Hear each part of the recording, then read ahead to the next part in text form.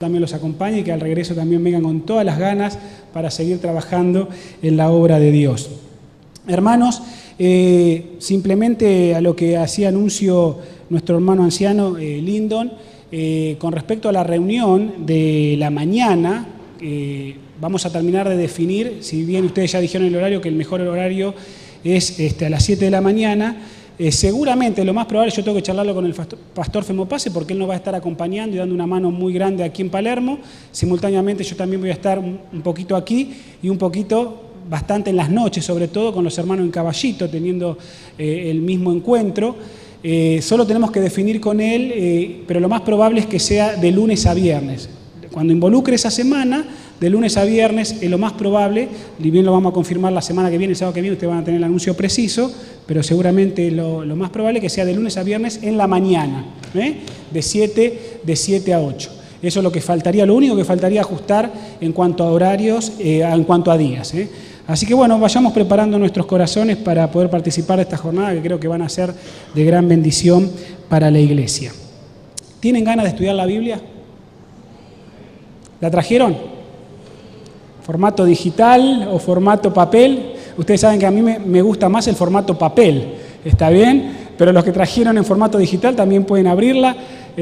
Una bienvenida también a quienes nos están siguiendo por internet, para que el Señor allí desde sus hogares, donde estén conectados, también podamos disfrutar del estudio de la Palabra de Dios. Si tienen ganas de estudiar la Palabra de Dios, entonces ábranla, hermanos, junto conmigo, en Éxodo, el capítulo 17. Allí vamos a leer lo que Dios tiene para decirnos en esta mañana. ¿Está bien? Repito, Éxodo 17, y vamos a leer los versículos 8 al 16. Dice así: Entonces vino Amalec para pelear contra Israel en Refidim. Y Moisés dijo a Josué: Elige algunos hombres y sal a pelear contra Amalec. Mañana yo estaré sobre la cumbre del collado con la vara de Dios en mi mano. Y Josué hizo como le dijo Moisés. Salió a pelear contra Amalec. Y Moisés, Aarón y Hur subieron a la cumbre del collado. Y cuando Moisés alzaba su mano, Israel prevalecía, pero cuando la bajaba, prevalecía ¿quién? Amalec. Pero las manos de Moisés se cansaban, por lo que tomaron una piedra, Aarón y Hur, y la pusieron debajo de él, y él se sentó sobre ella. Y Aarón y Hur sostenían sus manos, uno de un lado y el otro del otro. Así hubo en sus manos firmeza hasta que se puso el sol. Me gusta el versículo 13, dice: Y Josué deshizo a Amalec y a su pueblo a filo de espada. Entonces el Señor dijo a Moisés: Escribe esto en un libro para memoria, y di a Josué que raeré del todo la memoria de Amalec de debajo del cielo. Y Moisés edificó un altar y lo llamó: El Señor es mi bandera, el Señor es mi estandarte. Otras versiones de la Biblia dice que Moisés lo llamó Jehová Nisi.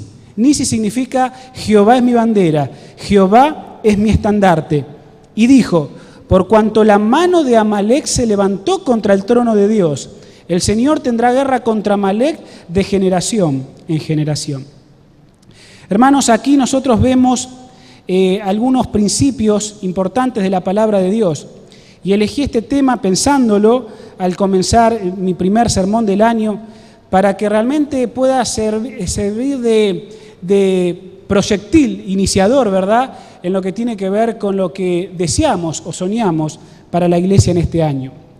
A los hermanos más temprano les decía que todos en la vida tenemos que tener sueños. Si no tenemos sueños, mis hermanos, la vida no cobra sentido. Cuando se te matan los sueños, se te mata la vida. Es decir, todos necesitamos tener una proyección de lo que deseamos en la vida, en cualquier orden, ¿no? Estamos obviamente en una iglesia, estamos hablando también de cosas espirituales, y uno tiene cosas que tienen que ver, o sueños que tienen que ver con las cosas espirituales, las cosas de Dios, su obra. Pero sea en la iglesia, sea de orden espiritual, en cualquier orden de la vida, si uno pierde la capacidad de soñar, pierde la capacidad de vivir. Porque tener sueños, tener aspiraciones, expectativas, nos permite seguir transitando en la vida. Uno de los grandes problemas de la depresión es que se pierde la capacidad de soñar, no se tiene gana de nada. Y ese es un problema. Hermanos, obviamente uno también tiene sueños para la iglesia. Y esa iglesia la componés vos y la compongo yo y la componemos todo. Y en el círculo más íntimo, ¿verdad?, que el Señor me ha dado para poder pastorear es esta iglesia. La iglesia a nivel mundial tiene su sueño. Dios tiene su sueño para toda la iglesia, en todo el mundo. Pero depende de dónde cada uno esté ejerciendo su ministerio, uno tiene sueños más locales. Y obviamente, mis hermanos, uno como pastor, y esto pensaba mientras estaba de vacaciones, ¿no? Señor, ahora cuando vuelva a la iglesia, o sea, ¿qué sueños tener para la iglesia, no? Quizás el problema más, ¿cómo decirlo? El problema que más uno tiene al alcance de la mano cuando llega a la iglesia es que realmente los sueños de uno sean tus sueños. Es decir, porque yo puedo tener sueños para la iglesia, pero si mis sueños no coinciden con tus sueños, entonces quedarán en sueños del pastor. Pero para que esos sueños se puedan ver plasmados, mis sueños tienen que coincidir con tus sueños. Mis expectativas tienen que coincidir con tus expectativas. Y quiero decirles, como les decía a los hermanos en el primer turno, ¿no? Si mis sueños no coinciden con tus sueños, acércate a plantearme tus sueños.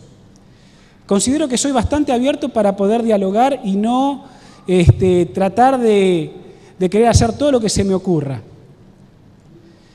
Pero si tus sueños no coinciden con el mío, acércate para que podamos dialogar todos juntos y como iglesia tirar el carro para el mismo lado. Repito, uno de los mayores obstáculos que uno tiene es que los sueños de un pastor no sean el sueño de la iglesia. Yo voy a compartir al final del sermón un sueño, una idea. Si esa idea coincide con el liderazgo de la iglesia y con ustedes, en buena hora lo podemos implementar y lo podemos seguir sumando y creciendo. Pero si hay sueños que todavía necesitan incorporarse, por favor, no deje de acercar esos sueños. ¿Saben? Esta historia, la de Amalek, tiene mucho para brindarnos en cuanto a lo que uno desea en la lucha contra el mal. Y nosotros como iglesia, hermanos, tenemos una lucha encarnizada contra el mal. Lo primero que quiero de esta historia es ilustrarlo. Y la ilustración que les quiero comentar es muy, muy interesante, ¿no? Se titula esta ilustración ¿Cómo matar a tu iglesia? No sé si alguna vez te pasó o trataste de matar a tu iglesia. En lo personal creo que algunas veces lo he hecho. No digo conscientemente, pero a veces inconscientemente. Lo he hecho de matar a mi iglesia, ¿no? ¿Cómo podemos matar a nuestra iglesia, hermanos? Pensando en el contexto de una pelea contra el mal, ¿no? Donde la iglesia tiene una misión que cumplir. Bueno, en primer lugar, si querés matar a tu iglesia, no vengas más a la iglesia. Ese es un gran problema que nosotros tenemos en la iglesia y una gran preocupación porque muchos hermanos, muchísimos hermanos, han dejado a lo largo de los años de asistir a la iglesia, no vienen más, por la razón que sea. Quizá hay una que es muy prioritaria, que tiene que ver con las relaciones interpersonales, ¿no? Por esto o aquello, porque me miró mal o pasó esto, los hermanos dejan de venir. Pero no vengas a la iglesia si querés matar a tu iglesia. Por estos días mis hermanos ancianos me están ayudando junto con el secretario de iglesia en una lista de más de 300 nombres de hermanos que están en la lista de iglesia y que ya no vienen más a la iglesia de Palermo. Un trabajo realmente titánico. Llamar, ver qué pasa, invitar, motivar. Y quiero agradecer a los que me están ayudando en esta tarea, porque es una tarea titánica, pero más de 300 hermanos en la lista que han dejado de venir.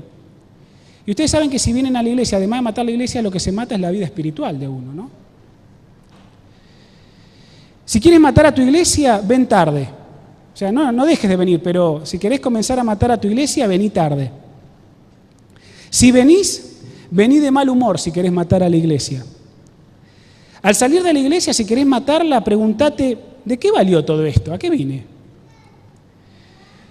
No aceptes nunca un cargo en la iglesia si querés matarla.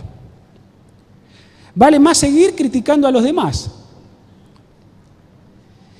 Visita otras iglesias si querés matar a tu iglesia, de a ratos, para enseñarle quizás al pastor o a tus líderes que no son quienes mandan, nadie manda acá, ¿no? Quienes aconsejan o lideran. ¿Saben por qué me salió ese furcio? Porque cuando estaba anotando la ilustración decía que el pastor enseñale a tu pastor a mandar. Y se ve que quedó en la memoria. Y yo dije, no, esto lo voy a corregir. Y en mi apunte, si yo te doy acá el apunte del sermón, dice justamente quién aconseja y quién lidera, porque el pastor no está para mandar. El pastor está para aconsejar y para liderar. Pero se ve que el que alguna vez pensó en esta ilustración tenía el concepto del pastor mandón. Y me quedó el furcio, por eso dije el furcio, ¿no? Pero mis hermanos, esto es verdad. Si vos querés matar a tu iglesia, visitá otras iglesias de a rato, pero enseñale a tu pastor y a quienes lideran de que ellos no tienen que aconsejar ni liderar, porque estamos viviendo en tiempos de independencia y nadie tiene que decir lo que se hace. Si querés matar a tu iglesia, hacé que el pastor gane bien su dinero. Hacé que el pastor gane bien su dinero. Dejá que él haga todo el trabajo. Al acudir al templo, siéntate muy atrás, y no por los que estén atrás sentados, no es nada personal. Pero es verdad, sí, que a veces cuando uno está mal espiritualmente, generalmente, en general, uno busca los asientos de atrás. Uno trata de pasar desapercibido. Al acudir al templo, siéntate muy atrás, cerca de la puerta. No cantes, o si cantas, canta un poquito destemplado. No des tus contribuciones por adelantado, no des tus ofrendas, nada. Esperá por lo menos hasta haber recibido lo que tu dinero vale. No animes al pastor ni a tus líderes si querés matar a tu iglesia. Cuenta la falta de tus líderes a otros hermanos que te visiten. ¿Quién sabe si de otra manera ellos lo descubrirían? No traigas nunca a nadie contigo a la iglesia si querés matarla. No hagas nada para ganar a otros miembros nuevos, por lo menos mientras la congregación tenga este pastor o estos líderes. Si hay algunos miembros animados que sirven a tu iglesia y que trabajan por ella, no dejes de protestar contra esa asociación exclusivista de líderes. Si tu iglesia, por mala fortuna, es una iglesia feliz y armoniosa, condénala por su tibieza, indiferencia y falta de celo. Queridos hermanos, haciendo todo esto que dije anteriormente, seguramente vamos a matar a nuestra iglesia. La palabra de Dios dice que Amalek se presentó ante el pueblo de Dios. Y nosotros como iglesia somos el pueblo de Dios en este tiempo, ¿verdad? Dice que cuando terminó la batalla, Moisés hizo un altar y le puso por nombre Jehová es mi bandera.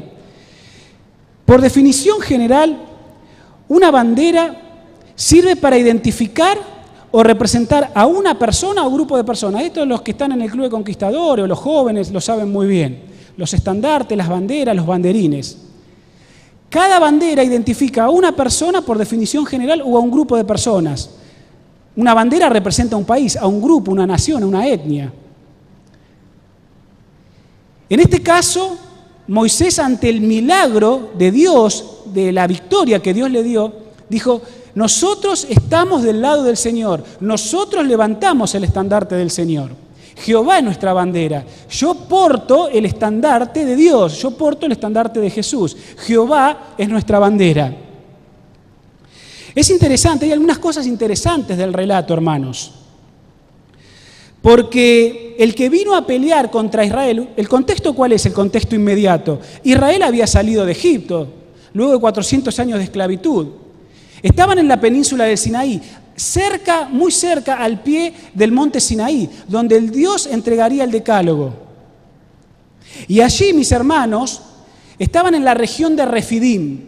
Esa región, mis hermanos, quienes le pusieron ese nombre en aquel entonces, en el hebreo significa lugares de reposo, lugares de descanso. Refidim significa lugares de descanso, lugares de reposo.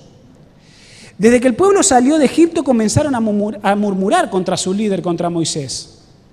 Y comenzaron a quejarse contra quienes estaban en el liderazgo del pueblo, desde Moisés y quienes lo secundaban.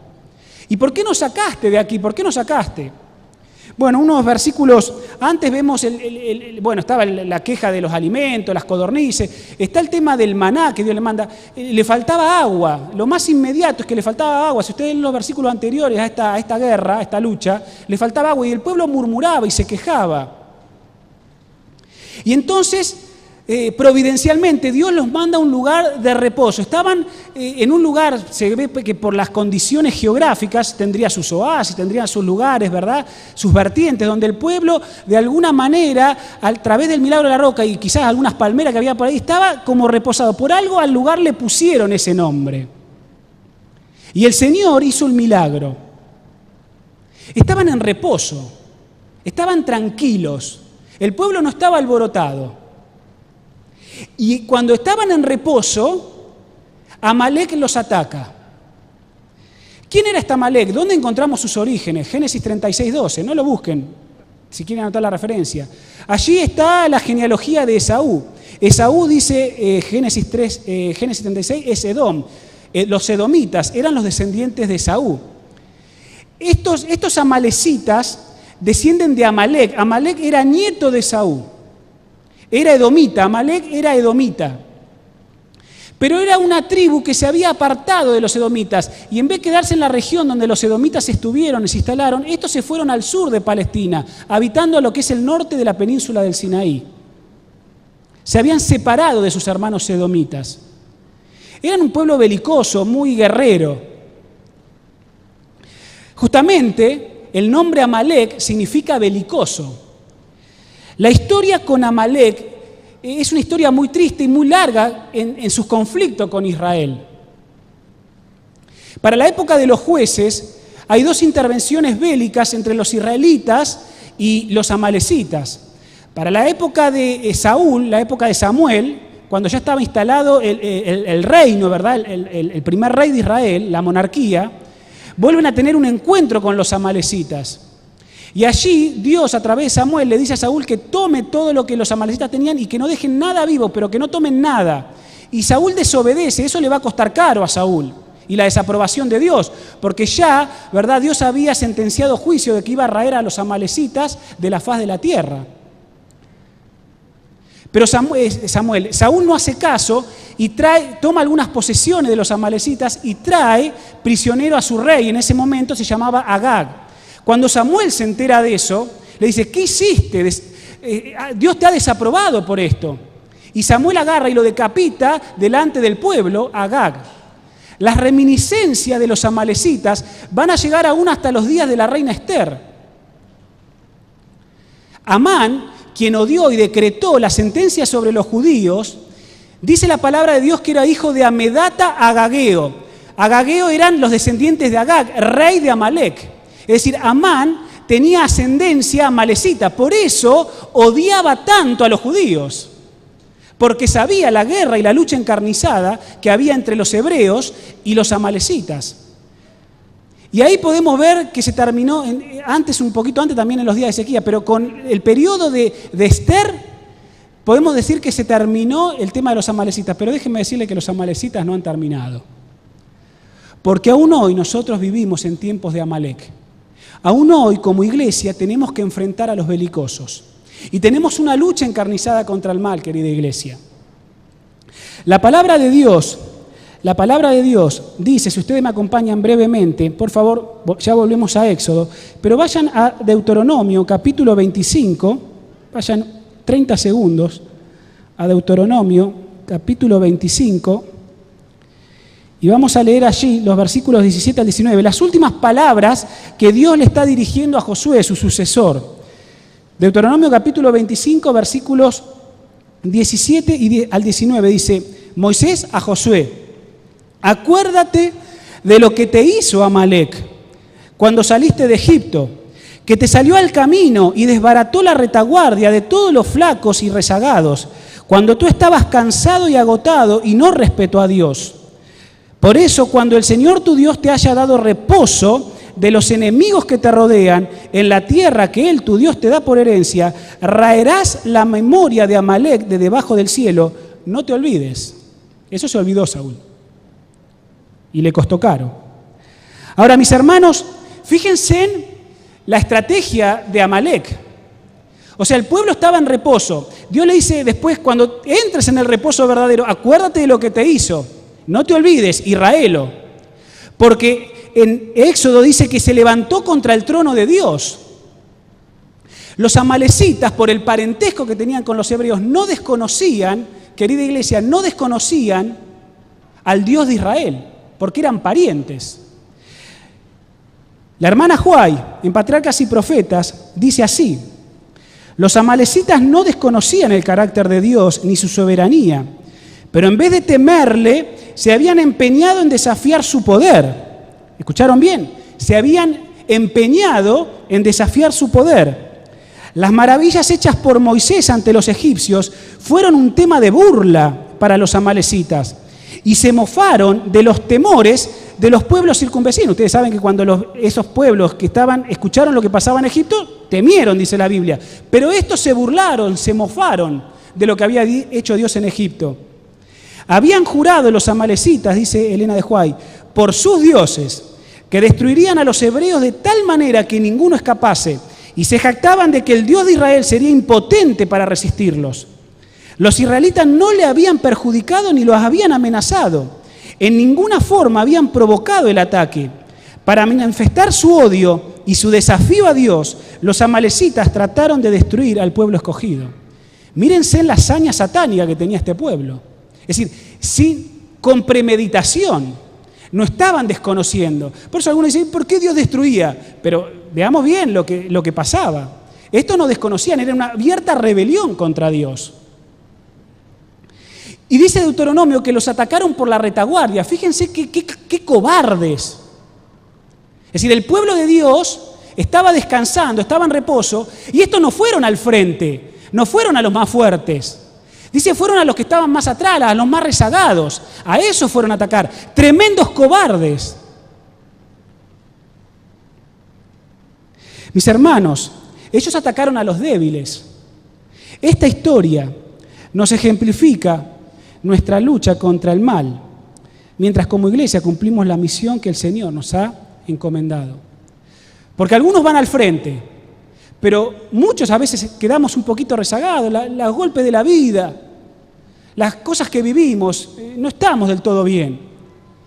Y el enemigo, si bien ataca a los que están en el frente también, pero a los más débiles los toca más de cerca y son más vulnerables. Bueno, esto hicieron los amalecitas. Había una pelea desleal, hermanos. Los amalecitas eran una tribu feroz, una tribu guerrera que habitaba en aquella región. Y atacó a los desfallecidos, dice la Biblia, a los cansados, a los rezagados. La palabra de Dios dice, querida iglesia, que no tenemos lucha contra carne y sangre, sino contra principados y potestades de las tinieblas. Es una lucha desleal. Esa lucha fue desleal, porque esos rezagados, esos desfallecidos, no tenían armas para poder defenderse. Nosotros, mis hermanos, de alguna manera estamos ejemplificados. Moisés, sabiendo que la masa del pueblo no estaba preparada para la batalla, ahí escogió a Josué, dice la Escritura, y le dijo que fuese a pelear contra Amalec, que escogieras entre las tribus soldados y que los pudiese capitanear contra el enemigo. Y el mismo Moisés estaría en la altura cercana con la vara de Dios en la mano. Hermanos, hay 4 cosas que yo quiero destacar de esta historia, que nosotros encontramos desde el versículo 11 hasta el 13. Dice que cuando Moisés alzaba su mano, tenía la vara de Dios en su mano, dice, cuando alzaba sus manos al cielo, Israel prevalecía. Cuando la bajaba, prevalecía Amalec. Mis hermanos, el texto sagrado nos hace ver de que Moisés tenía una iniciativa, tenía sueños, y en el caso específico de la guerra, fue la iniciativa de Moisés, y ahora lo voy a leer de una cita de la hermana Juárez, del Espíritu de Profecía, donde fue la iniciativa de Moisés orar por lo que estaba pasando en el valle de Refidim. Es decir, de alguna manera el hecho de que él alzase las manos en oración, porque mientras alzaba la mano era un simbolismo de que él también estaba orando, dice Elena de White. Él tomó la iniciativa de hacerlo, y mientras él oraba y tomó la iniciativa y tenía el sueño de que Dios pudiese derrotar a los amalecitas, Israel prevaleció. Cuando sus manos se cansaron, cuando por algún momento, porque la batalla fue durante todo el día, se cansaba o no oraba, cuando se perdió el sueño, ¿verdad? Dice, ¿verdad?, que el pueblo de Dios sufría las consecuencias. Versículo 12. Las manos de Moisés se cansaron. Y esto es lo primero que quiero destacar, el cansancio. Cuando Moisés se fatigó, Aarón y Hur sostuvieron sus manos hasta que al ponerse el sol, el enemigo huyó. Hermanos, en la iglesia de Dios, cada uno de nosotros tiene roles y funciones para cumplir. Y déjenme decirles que a veces uno se cansa. Es verdad, uno se cansa. Pero en esta mañana quiero dar gracias a Dios, quiero dar gracias al cielo y también quiero dar gracias públicamente a la iglesia y a los líderes de esta iglesia. Porque cuando las manos de un líder se cansan, la Biblia nos dice que hay otras manos que nos pueden ayudar para sostenernos. Y eso me pasa a mí como pastor y seguramente les pasa a los líderes, ancianos o a cualquiera que ocupe un liderazgo en la iglesia. Gracias a los hermanos, gracias a cada uno, de que depende del rol que yo esté cumpliendo, cuando las manos se cansan, hay gente que está dispuesta a sentarnos en una silla y a sostener nuestras manos. Ese es el segundo principio o cosa que quiero destacar. Ante el cansancio, el sostenimiento. Dice el versículo 12 que tomaron una piedra y lo pusieron a Moisés allí para que sentase, y Aarón y Hur sostenían sus manos. Aarón era su hermano. Hur, dice la tradición judía, que pudo haber sido el esposo de María. Otros dicen que pudo haber sido el padre de Besaleel, el artista o el artífice que tuvo mucho que ver en la construcción del santuario. No importa que sea el abuelo de Besaleel o sea el cuñado de Moisés, era Hur. Y dice la inspiración que era un compañero fiel de Moisés. Y ahí estaba Hur y estaba Aarón. Para cuando Moisés estuviese cansado en esta batalla, ellos lo sostenían, le dijeron, animate, vamos, seguí orando. Porque la batalla, todavía recia, la batalla no terminó. Cansancio, sostenimiento. Y entonces dice la última parte del versículo 12, así hubo en sus manos, ¿qué cosa? Firmeza, hasta que el sol se puso. Al sostener Aarón y Hur las manos de Moisés, mostraron al pueblo que su deber era apoyarlo en su ardua labor mientras recibía las palabras de Dios para transmitírselas a ellos. Lo que hizo Moisés también fue muy significativo para el pueblo, pues demostró que su destino estaba en las manos de Dios mientras el pueblo confiara en el Señor. Él combatiría por ellos y dominaría a sus enemigos. Dios, ¿verdad? Pero cuando no se apoyaran en Él, cuando confiaran en su propia fortaleza, entonces serían más débiles que los que no tenían el conocimiento de Dios y sus enemigos triunfarían sobre ellos. Mis hermanos, la obra que el Señor nos ha encomendado no es fácil, porque tenemos que luchar contra belicosos. Y cuando salimos de esta puerta, de esta ciudad de refugio, de este lugar de refugio que es la iglesia, mis hermanos, todos los días nos encontramos con Amalek. Y la tarea no es fácil. Y lo que es predicar el Evangelio ni te cuento. Y ahí es donde tiene que haber una cooperación, ¿qué cosa? Coordinada y conjunta, donde finalmente la ayuda divina va a venir. Dice la palabra de Dios que Moisés se cansó, pero estaban allí para sostenerlo. Y entonces hubo firmeza. Finalmente, dice el versículo 13, Josué deshizo a Amalek y a su pueblo a filo de espada. Los deshizo. Hermanos, Dios nos ha dado roles que cumplir. Ahora déjenme decirles que si uno como pastor tiene un sueño, pero ese sueño no es el sueño de la iglesia, queda en un sueño. Y si querés que tu pastor gane bien el dinero que lo remuneran, deja que él haga todas las cosas solo. Deja que tus líderes hagan las cosas solo. Pero lo que se necesita es un cambio de actitud, es un cambio de mentalidad, donde cada uno de nosotros cumplirá diferentes roles. Y hace un ratito antes de entrar estaba hablando con un hermano aquí, estábamos hablando del sermón, él estuvo en el primer turno y me agradecía. Y entonces, justo mientras él me hablaba vino un pensamiento, ¿no? Moisés hay uno, Aarón y Hur hay uno, eran ellos. El pueblo era otro. Pero fíjense que acá un personaje destacado es Josué. Josué era el que estaba peleando allá. Después Dios recompensó a Josué y fue el sucesor de Moisés. Pero Josué estaba peleando en el frente de batalla. A veces parecería que todos queremos ser Moisés. En una charla que tuvimos en el Congreso con el pastor Gil, hablando de todo esto de los traslados, iban a venir Congreso de la A, Congreso de la Central, varios movimientos, hasta esta semana hubo movimiento por todos lados, todos están ahí expectantes, o qué pasa, ¿no? Y el pastor Gil decía, ¿no? Me quedó muy grabado. Si todos como pastores aspiramos a ser presidente de la Asociación General, nos vamos a frustrar. Porque pastor de la Asociación General hay uno solo. Es decir, cada uno en la obra de Dios cumple diferentes roles. Unos cumplen el rol de Moisés, otro el de Aarón, el de Hur, otro el de Josué, otro el de ser pueblo y apoyar. Pero mis hermanos, la obra tiene que ser, ¿qué cosa? En conjunto. A donde Dios llama, porque Dios le dijo a través de Moisés, escoge para poder pelear y defender.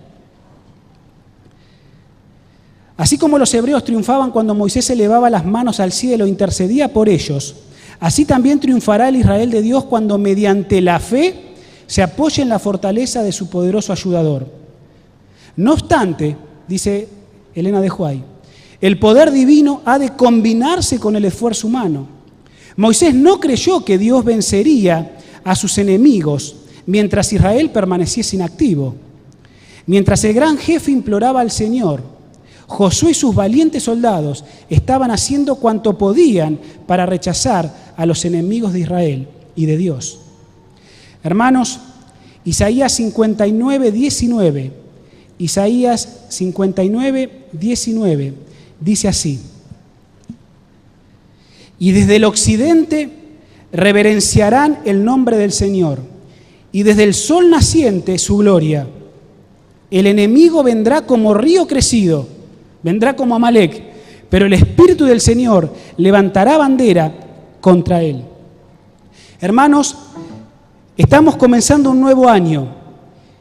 ¿Cómo nos involucraremos cada uno de nosotros en los roles que Dios nos ponga y de acuerdo a nuestros dones y capacidades en la iglesia? Y que tus sueños puedan ser plasmados en la realidad de la iglesia también. ¿Cómo vamos a responder al llamado que Dios nos hace? ¿Permaneceremos inactivos? Moisés no creyó que Dios, la ayuda divina iba a venir mientras Israel permaneciese inactivo. Había que hacer un esfuerzo humano. Y es en la combinación del esfuerzo humano con la cooperación divina donde el éxito vendrá. En esta experiencia, querida iglesia, hay una profunda lección espiritual para nosotros hoy como cristianos y para la iglesia en su conjunto. En primer lugar, déjame decirte, y agradezco a Dios que ahora vamos a tener un programa que enfatice esto, donde sabemos que la oración es esencial para la victoria sobre nuestros enemigos. ¿De qué vale la pena, hermanos, trazar planes, ideas, estrategias, que trabajemos si la vida de oración nuestra es chata? Por eso vamos a dedicarnos 10 días a orar. Pensemos en esto, pero pongámoslo en práctica. Ustedes han sido desafiados a eso. Yo mismo he sido desafiado. Mis hermanos, cuando se olvida la oración, eso hace que se afloje nuestro aferrarnos a Dios. ¿Y saben qué pasa? Pasan dos cosas con esto. Nuestros enemigos nos ganan terreno. Y por otro lado, nuestra conexión con el cielo puede cortarse. La iglesia estará segura mientras sus dirigentes sean hombres de oración. Y mientras sus miembros cooperen con esos dirigentes, sosteniéndolo con sus oraciones, vidas comprometidas y también ejemplares. Mis hermanos, Dios nos invita a levantar bandera.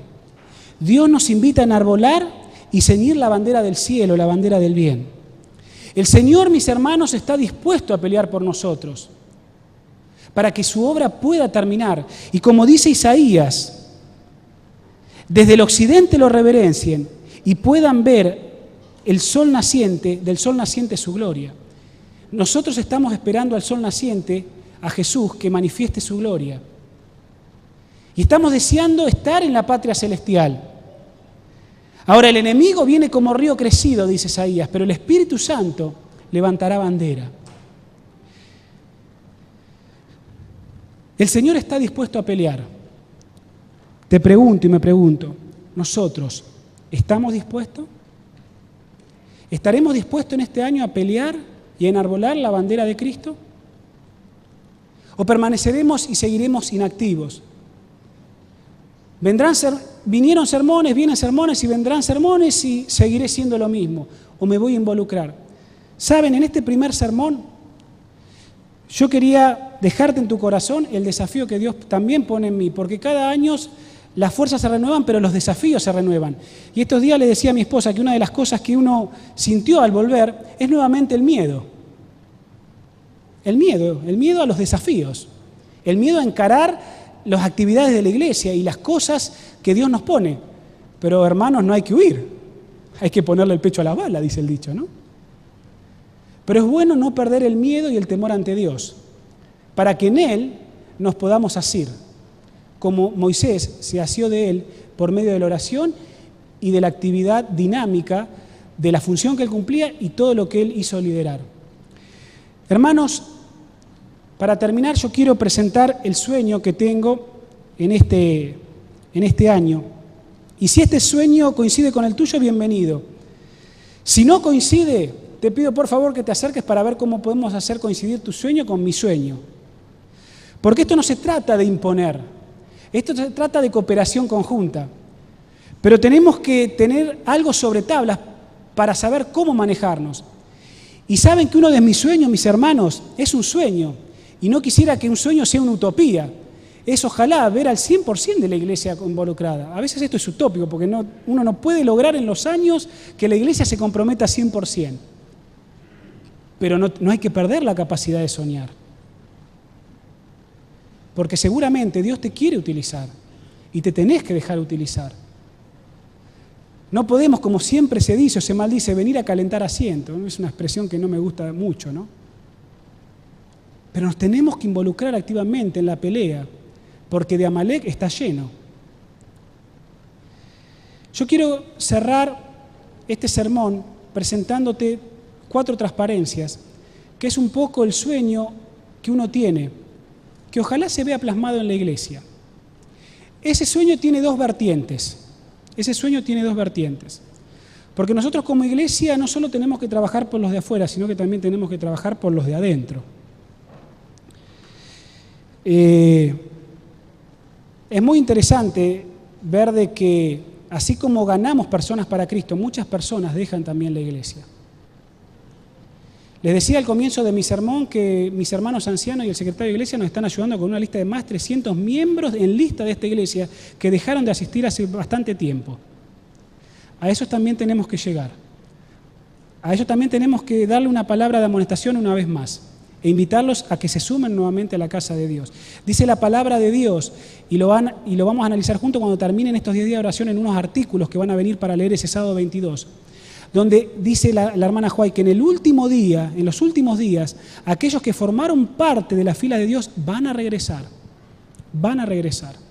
Pero van a regresar si nosotros tomamos parte activa para que regresen. Entonces, no sé si se puede ver ahí está. Hermanos, yo quiero terminar mi predicación mostrándoles un poco el cronograma, los desafíos o el sueño evangelístico de este año.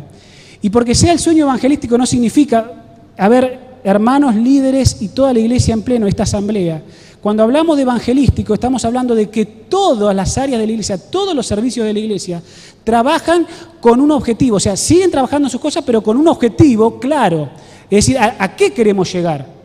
Porque si cada uno, esto es como el rayo, es como una rueda, ¿no? Donde tiene rayos. Si cada rayo dispara para afuera, no, o sea, la idea es disparar para adentro, estar todos unidos en el núcleo. Porque si cada ministerio o área de la iglesia lo hace de manera desordenada, la iglesia no tiene un rumbo, no tiene un norte. Entonces, dentro del norte que yo sueño para la iglesia, es que nosotros podamos confirmar a la hermandad y rescatar a los que se han alejado. Ya estamos trabajando por eso, pero tenemos que trabajar más y tenemos que unirnos más para ganar, confirmar a la hermandad y traer a los que se han alejado. Quizá haya alguno alejado que hoy está aquí, pero tenemos que trabajar más fuertemente con eso, porque no vale la pena el punto 2 si yo sigo perdiendo hermanos de iglesia. Gano, no tengo que dejar de ganar, pero pierdo. Entonces, mis hermanos, tu visión, ojalá que coincida con mi sueño. Es decir, tengo que ganar, pero tengo que confirmar y tengo que rescatar. Porque Jesús dio su vida por esos que están acá y que se han alejado. Pero también Jesús dio la vida por los amalecitas que están fuera. ¿Me siguen? Este sueño, mis hermanos, si está la otra, miren, la iglesia sueña, ¿no? La iglesia organizada sueña. Ponelo todo. ¿cómo es tu nombre? Germán, ponelo todo para que se vea todo. Miren, cuando la iglesia planifica. Ahora decir, ¿en qué me sumo yo de todo esto, no? Es decir, de alguna manera acá, no sé si se pueden apagar los reflectores. Ahí está, gracias. Ustedes ven el cronograma que la iglesia tiene trazado, la iglesia organizada, desde la división, asociación general, división, todo lo que sea la iglesia organizada, ¿no? La iglesia sueña con un plan. Este es el plan de la iglesia. Ahí vos tenés la fecha. ¿Es importante que la iglesia sepa esa fecha, hermano? Sí, es importante. Es importante que nosotros conozcamos. Porque si no, después llegan las cosas. ¿Y esto qué es? ¿Cómo me involucré? Yo no sabía que estaba.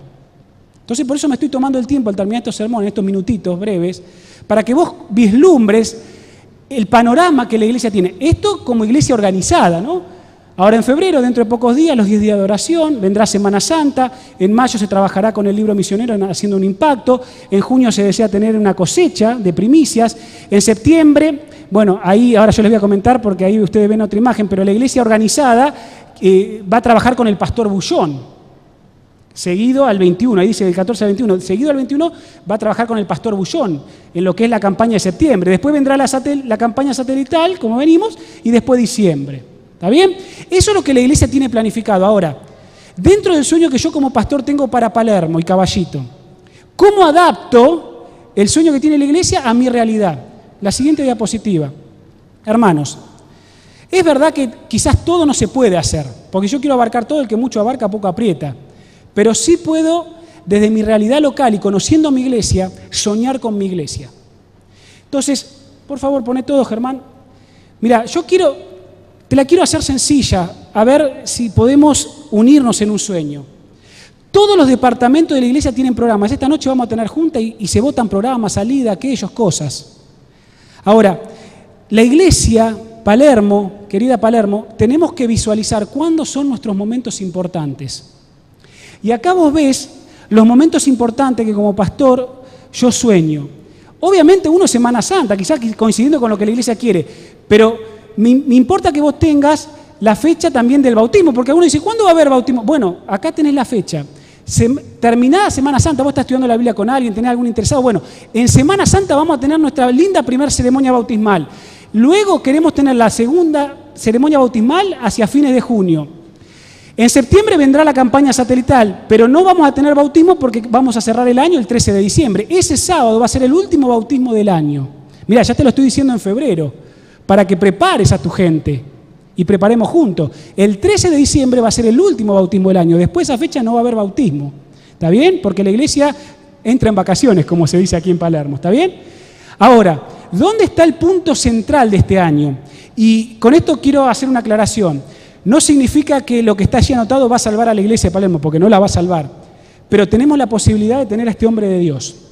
Del 14 al 21 de septiembre, soñamos el 20 de septiembre tener un gran bautismo mientras la iglesia va trabajando a lo largo del año, porque nos va a estar acompañando el pastor Bor. 2 clics más, a ver. Ahí está.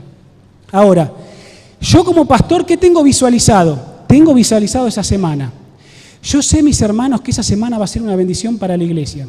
¿Saben por qué? Porque conocí personalmente al pastor Bor. Y sé de su predicación bíblica, y sé de su predicación cristocéntrica, y sé de su predicación actual. Y ese pastor nos va a ayudar a confirmar a los hermanos alejados. ¿Tenés hermanos que se alejaron de la iglesia? No dudes en invitarlo para cuando venga el pastor Bor. El Señor y el Espíritu Santo va a trabajar de manera poderosa. Y hermanos que se han alejado, soñá por la fe, van a volver a la iglesia. Van a volver a la iglesia. Si tenemos fe, van a volver a la iglesia. Entonces, el foco misionero evangelístico, mientras trabajamos en el año, ¿dónde va a estar puesto, querida iglesia? En septiembre. Todos coordinados pudiendo trabajar ¿para qué? A lo largo del año, pero poniendo un foco en esa campaña. Ojalá que sirva para motivar a la iglesia, para confirmarla. Esas predicaciones van a confirmar. No va a ser la salvación de Palermo, porque tenemos que trabajar antes y después. Pero mis hermanos, eso va a ayudar. ¿Y cómo lo estamos haciendo? A través de las escuelas sabáticas, los estudios bíblicos, los grupos pequeños. Hermanos, el culto joven. Déjenme decirles, ayer vine al culto joven, no sé cuánto están viniendo. Pero ayer me sorprendí. Los jóvenes cómo le están poniendo pilas y están mejorando día a día. Ayer era enorme la cantidad de jóvenes que había en el culto del viernes. Dios nos está sorprendiendo. Desde el año pasado estamos teniendo un culto a la tarde, que ustedes lo conocen con el nombre de enfoque, enfocados en la palabra de Dios, para confirmar a la hermandad, pero también para que sea un medio donde vos puedas traer a tus amigos y ellos también se puedan decidir por Cristo mientras transitamos el año y mientras se van dando las cosechas. Pero se pensó ese culto para confirmarte a vos también en la fe. Hermanos, yo me sorprendo el desconocimiento bíblico que hay. Hay desconocimiento bíblico. Y ese culto está pensado para confirmar tu fe a través de la palabra. A través de los cursos de salud, a través del club, lo que sea. De paso, no puse todos los ministerios, pero déjenme decirle algo acerca de los cursos de salud. Este año queremos darle bastante giro, ¿no?, a todo esto que ya se viene trabajando. Nosotros como iglesia, hermanos, estamos perdiendo un potencial enorme en los cursos de salud. Cuesta tener gente, que la hay, en el área médica, en cualquier rubro del área médica, que se involucre para ayudarnos en los cursos. Ahora, déjenme que durante años estamos perdiendo esta vertiente como iglesia por donde la iglesia de Palermo está instalada. La gente sale a caminar, yo vengo con el auto o camino por acá, y vos ves cómo la gente se quiere cuidar. Sueño con jóvenes que sábado a sábado salgamos con una carpita, algo, con un stand de salud. No estamos aprovechando esa vertiente. Palermo se caracterizó por ser una iglesia que era conocida por salud. Hasta el día de hoy gente viene como reminiscencia de eso. Pero estamos desaprovechando una vertiente tremenda con respecto al área de la salud, donde la gente en este barrio pide y clama a gritos acerca de esto. Le vamos a dar mucha fuerza a los cursos de salud. No lo tenemos que descuidar. Y que te puedas involucrar. Si sos médico, kinesiólogo, enfermero, ¿cómo podés ayudar? ¿Cómo podés poner de tus dones para ayudar en todo esto? ¿Cómo puedo poner una mesita para poder tomar la presión? Hermanos, estamos desaprovechando esta vertiente. Y así cada área y ministerio. Termino, Germán, con la última. Allí está, ¿no? Nuestro foco puesto en septiembre, trabajando durante el año, pero con una meta clara, todos de manera conjunta y equilibrada, con la fecha ya programada para que nada se superponga, hermanos, y podamos trabajar de manera conjunta. Este es mi sueño. Ahora, si mi sueño es solo mi sueño, quedará en un sueño nomás. Pero creo que todos juntos, como ustedes me han demostrado el año pasado, si todos juntos y armoniosamente trabajamos de las distintas áreas, teniendo un foco claro a qué queremos llegar, confirmando a la iglesia y ganando almas para Cristo, entonces, Señor, déjenme decirles, hermanos, este año, el Señor va a mostrar maravillas. Y solo lo puedo vislumbrar por la fe. Gracias por sostener las manos. Gracias. Porque si no, la tarea sería imposible. Si tu sueño coincide con el mío, bienvenido. Si no coincide, charlémonos, modifiquemos. Para eso está la junta, ¿no? Uno no tiene la última palabra. Donde los hermanos, cuando hay que corregir algo, te corrigen. Los hermanos te corrigen. Los hermanos te corrigen. Hermanos, querida iglesia, jóvenes, quisiera orar haciendo una invitación. Yo no te voy a pedir que pases al frente si te vas a querer comprometer este año, para que así como Josué podamos estar en el frente de batalla, allí peleando por el Señor y enarbolando su bandera. Yo no te voy a pedir que pases al frente. Mi llamado lo voy a hacer desde el asiento, ahí donde estás sentado. Y lo voy a hacer de la siguiente manera. Si en este año te querés comprometer con el Señor, yo lo único que te pido es que en la sinceridad de tu corazón, porque vos y Dios te conocés, me acompañes cerrando tus ojos en oración. Si te conocés y sabés que hay algo en tu vida que no te va a llevar a comprometerte, no hagas la oración. Si Dios te conoce, Dios te conoce. ¿Para qué responder a un llamado si después no cumplo el llamado que Dios me está haciendo en esta mañana? Entonces de corazón te digo, allí en tu banco, a donde estás, si no te vas a comprometer, simplemente no te involucres en la oración. Ahora, si te vas a comprometer, te invito a cerrar los ojos. ¿Saben lo que va a pasar? ¿Saben lo que va a pasar? Nadie va a saber nada de nadie. Porque si yo estoy orando, no tengo por qué estar mirando al otro. Ahora, si vos estás con los ojos abiertos, vos estás sí viendo a quién está orando. Y el Señor te está hablando a través de tus ojos abiertos. ¿Se entiende cómo quiero que Dios dirija este llamado? Cerrando nuestros ojos, donde nadie tenga que ver al otro y donde vos, ahora delante de Dios, mientras yo oro, decís, Señor, yo en este año quiero comprometerme, no quiero estar inactivo. Un talento tengo, ayúdame a ponerlo a tu disposición. Y hermanos, el Señor nos va a mostrar maravillas, maravillas. ¿Les parece que podemos orar? Los que estén dispuestos, cierren sus ojos. Querido Padre que estás en los cielos, aquí está tu iglesia. Tú conoces cada corazón que está sentado. Tú sabes, Señor, cómo está nuestra vida espiritual. Tú sabes, Señor, qué potencial tenemos para darte a ti. Señor, quiero, así como tú interveniste de manera poderosa y milagrosa en aquellos años y diste una victoria para Israel, que también en este año puedas dar una victoria a Palermo. Señor, que podamos trabajar de manera conjunta. Pastor, líderes de junta, ancianos, líderes de departamento y todo tu pueblo aquí congregado. Cada uno en el rol que tú nos has llamado, pero Señor, comprometidos contigo. Señor, que podamos poner de nuestro tiempo, de nuestros talentos, de nuestros recursos, para que tu obra avance y pueda terminar. Querido Dios, esto no lo podemos hacer, no podemos levantar bandera, sino solo por la poderosa influencia de tu Espíritu Santo, como decía Isaías. Para que así, Señor, tú puedas venir y el mundo pueda ver tu gloria. Querido Dios, te pido por los que están inclinando sus rostros y orando. Y si hay alguien, Señor, que en su corazón sabe y te es sincero con vos, que cuesta tomar un compromiso contigo, también sosténlo y ayúdalo y que nosotros también podamos ayudar. Querido Padre, bendice esta iglesia. Danos un lindo año y que realmente podamos ver tus maravillas, como antaño, hoy también y por siempre hasta que vengas a buscarnos. Gracias. En el nombre de Jesús. Amén, Señor. Amén. Hermanos, que Dios los bendiga y que realmente este año podamos guiar a la iglesia y ayudar en la predicación del Evangelio. Amén.